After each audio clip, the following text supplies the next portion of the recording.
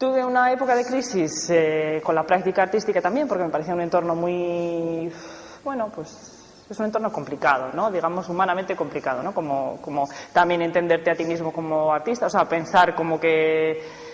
O sea, llegar a entenderte como un profesional de esto o darte cuenta, o sea, a mí de alguna manera me ha llegado con los años, ¿no? Llegar a decir, bueno, pues parece que soy artista, ¿no? Es sorprendente, o sea, porque al fin y al cabo es una carrera que yo creo que en ciertos entornos, por ejemplo en Nueva York, después cuando he vivido son ciudades, o quizás puede pasar en Madrid, ¿no? En las que la creatividad está al cabo de la calle, pues hay muchísimos actores, hay muchísimos diseñadores, hay muchísimos... la innovación y la creación es algo que se masca, ¿no? Pues porque son ciudades... marcadas por ese tipo de, al final, bueno, de oficio, negocio, como se vea, ¿no? En cambio, en otros entornos resulta, sigue siendo pues un marciano, ¿no? Es una cosa extrañísima que no la puedes compartir prácticamente con nadie porque no... socialmente hay bastante incomprensión, aunque, curiosamente, digamos que hay cada vez más respeto e incluso una admiración, ¿no? Es una distancia un poco como eso, admirativa y también interrogativa, ¿no? Un poco que va esto.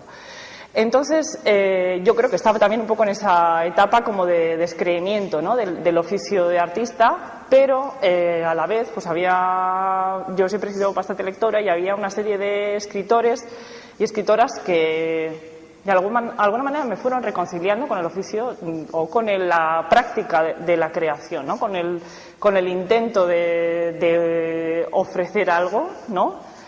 Que propicie la transmisión, ¿no? Entre la transmisión de sensaciones, pensamientos, emociones entre las personas, ¿no? Y entonces lo que hice, ya que la escritura era la que me había devuelto a las ganas de crear, decidí adaptar todo mi acervo educativo a lo que me había reconciliado. Entonces empecé a dibujar con línea clara, negro sobre blanco, que de alguna manera, visto en retrospectiva, es una manera de trabajar lo plástico muy cercana a la escritura, ¿no? Y ahí, pues bueno, trataba temas que tenían que ver, pues, cuestiones autobiográficas, ¿no? Cuestiones de la mujer en el mundo, la mujer como proponedora de cosas, la mujer activa, la mujer, pues bueno, la mujer como protagonista de la historia, digamos, ¿no? Porque, de hecho, decir, mujeres ha habido siempre, aunque no hayan tenido visibilidad sus actividades, sus acciones, en muchos casos, pues evidentemente la visibilización es importante y creo que también es importante que las mujeres con naturalidad hablemos en primera persona de lo que es estar vivo y experimentar, ¿no? Lo que es ser humano, ¿no? Entonces, bueno, pues hay un periodo en que también me dedicaba a hacer murales a gran escala, obra efímera, que incluso además también me permitía, pues, reducir al máximo los medios de producción, incluso no necesitaba tener estudio, o sea, es un trabajo de gabinete, de mesa, que luego se reproduce de manera monumental en la sala y, bueno, pues te permite mucha libertad de trabajo. Yo también quería, yo suelo decir, ¿no?, trabajar como si estuviésemos en una economía de guerra, ¿no? Esto me lo planteaba ya en el año 2000, es decir, no necesitar nada en absoluto, no necesitar dinero, no necesitar medios de ningún tipo, pero yo poder seguir siempre creando con libertad, ¿no? Entonces, a raíz de esto, bueno, pues de alguna manera hay una especie de respuesta positiva, ¿no? La gente le empieza a interesar y, digamos, son los años en los que luego en retrospectiva te das cuenta que eres un artista emergente. Quiere decir que es un artista que ofrece algo nuevo, y precisamente esta novedad y esta juventud y este proponer cosas que conectan con la vanguardia del momento hace que haya un interés, ¿no?, exterior. Y entonces, pues a raíz de esto viene una serie, pues, digamos, de ayudas, becas interesantes que te permiten desarrollar tu carrera, ¿no? Y entonces, de alguna manera, dices, bueno, pues parece que la respuesta exterior me indica que lo que estoy haciendo, de alguna manera, tiene sentido y, además, voy a poder desarrollarlo durante tiempo, ¿no? Y bueno, pues seguí trabajando de esta manera, la línea clara, siempre con contenido figurativo, personas, temas existenciales, ¿no? Y traté cuestiones que, bueno, pues siempre me han interesado, ¿no? Que es, pues, por ejemplo, la cuestión de la felicidad, vista desde un lado. Digamos que el tono era siempre no muy optimista, o sea, digamos, es un nihilismo con humor, ¿no? Nihilismo, ¿no? Porque yo siempre digo que es paradójico hacer arte y ser nihilista, ¿no? Porque al fin y al cabo el artista siempre está buscando un poco como la conexión con el otro, ¿no? Entonces, pero bueno, ya sabemos que eso, ¿no? Que el arte siempre se ha nutrido de paradojas, ¿no? Y bueno, pues traté cuestiones que siempre me han interesado, como puede ser, por ejemplo, la cuestión de la guerra, de la violencia, de la incapacidad de la felicidad, solo decir que es la felicidad, la mirada del otro, la pertenencia y sus contrarios, digamos, ¿no? Y bueno, pues esto yo creo que lo he ido desarrollando pues quizás hasta, no sé, pues hasta 2008, digamos, más o menos. Y bueno, yo diría que de una manera, dentro de... También en la misma época me mudé a Nueva York, digamos, un poco anteriormente, lo que supuso también, pues, desde el punto de vista vital, pues la verdad es que algo realmente catárquico, ¿no? Porque es una ciudad, pues como he comentado, ¿no? Yo siempre digo, no es una ciudad en la que no, incluso si eres perezoso, te estás continuamente nutriendo de cosas que son, pues, desde el punto de vista de la creatividad, es como la vitalidad, ¿no? Es la vitalidad, las ganas, ¿no? La energía, que puede venir desde que pues vivo en un barrio puertorriqueño en el que, por ejemplo, yo también suelo decir que yo he descubierto el Caribe y Sudamérica en América del Norte, ¿no? También México, ¿no? Muchísimas culturas que quizás para el artista que había vivido aquí durante muchísimos años, pues realmente no habíamos estado expuestos a lo que es la diversidad, ¿no? Que quizás habíamos salido, quizás mirando más a Europa, ¿no? Y de alguna manera, pues bueno, pues es eso, de repente tener una visión del mundo más global y que implica también, ¿no? Pues qué significa el colonialismo, las colonias, cómo se construyen las identidades a partir de la diversidad racial, una serie de cosas, ¿no? Que siempre enriquecen muchísimo, ¿no? Entonces, bueno, pues digamos que es un aprendizaje vital absoluto y artístico también, porque al fin y al cabo es una ciudad que pues eso, ofrece múltiples estímulos de todo tipo, ¿no? Y bueno, de alguna manera, por ejemplo, en la misma época se puede decir que la práctica del mural para mí se convirtió en una especie como de destajo, ¿no? Porque tenía oportunidades de exponer, pero siempre era como, bueno, tienes 10 días, tienes que hacer este mural de gran tamaño, y siempre tenía una dimensión un poco insatisfactoria en el sentido de no poder trastear mucho, no poder hacer mucha cocina, no poder ofrecer algo que de alguna manera tuviese un pozo más elaborado, ¿no? Y entonces pues surgió la idea de trabajar papel en gran formato, ¿no? Que sí que me permitía, aunque de alguna manera necesitaba el estudio, pero me permitía estar sobre la superficie de trabajo mucho más tiempo, ¿no? Y además el papel pues tiene una condición mucho más cálida, ¿no? Mucho más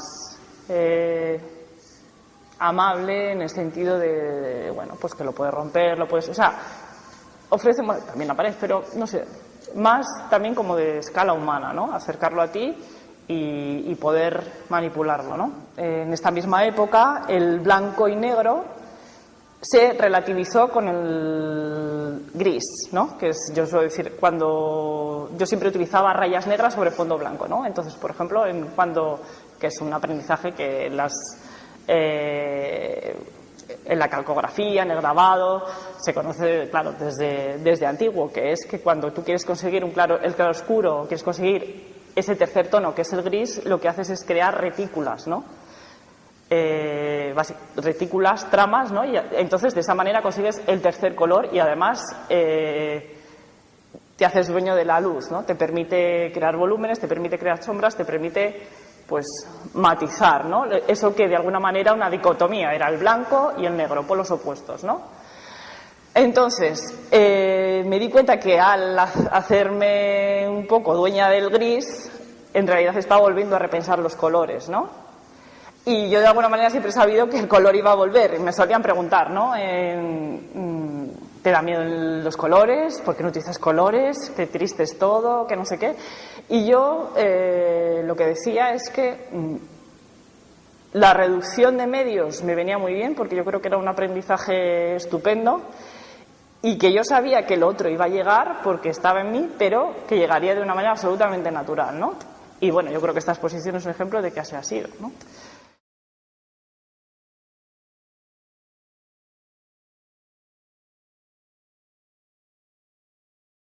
Yo creo que esta exposición es una especie también como de síntesis de muchos pensamientos que han sido evidentes o no tan evidentes en mi trabajo. Y también es una reivindicación de lo formal y de lo plástico.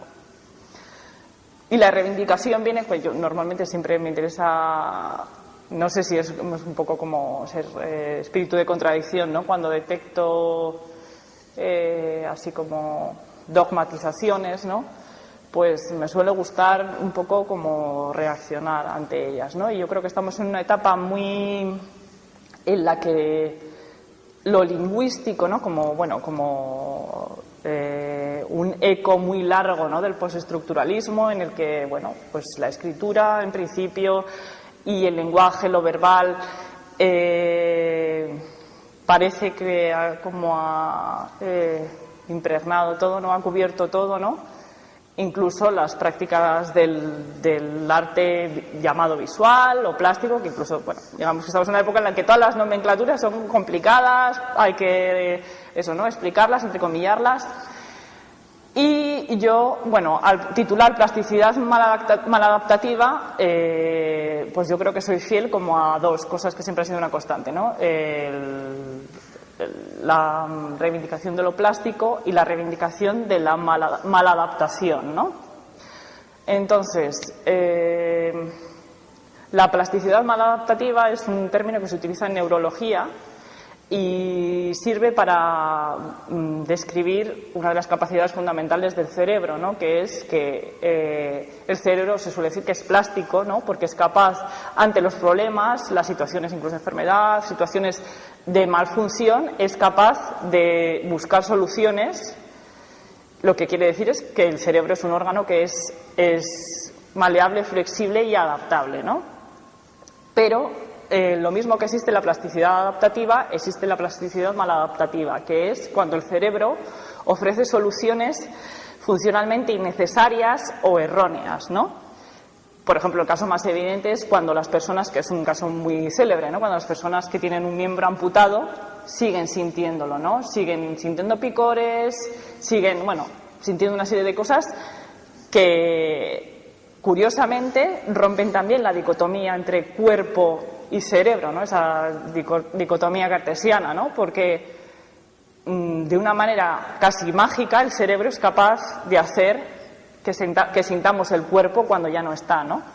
Y entonces yo esta maladaptatividad la relaciono con la capacidad también que existe en el arte, ¿no? de proponer cosas innecesarias, entrecomilladamente, ¿no? Innecesarias, quizás apelar un poco a la magia, aunque la magia también es algo muy desprestigiado, ¿no? Y apelar a lo que todavía está por conocer, ¿no? Que sería lo contrario de lo dogmático, ¿no? Lo dogmático clausura, ¿no? La posibilidad de descubrir y de llegar a lo desconocido, ¿no? Entonces eso es un ejercicio especulativo en torno a esas cuestiones, ¿no?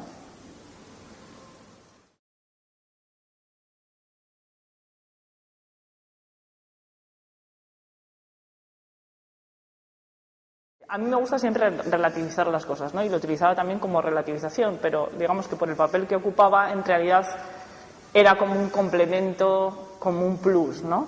Y en este caso yo creo que el color tiene su, vamos, es muy expansivo, ¿no? Y eso, ¿no? Y es como también acota los elementos blancos, que son blancos y negros, ¿no? Y luego también esta exposición es una vuelta al pensamiento, digamos, más escultórico o tridimensional.